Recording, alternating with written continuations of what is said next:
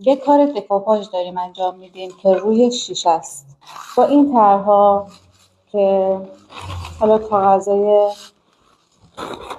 برنجی بهش میگن یا کاغذهای دکوپاژ، طرح‌های مختلف داره، تو فروشگاه پرشین هم هستش، میتونین راحت تهیه کنید.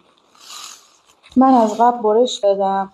برای برش شما میتونید از آب استفاده کنید، به این صورت که اول قلمتون رو خیس میکنین، اون قسمت هایی که میخواین برش بخوره رو دورش رو با آب جدا میکنید.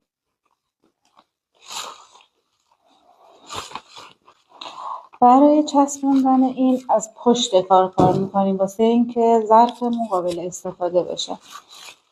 با چسب چوب هنری یا چسب دکوپاژ هم میتونید کار کنید.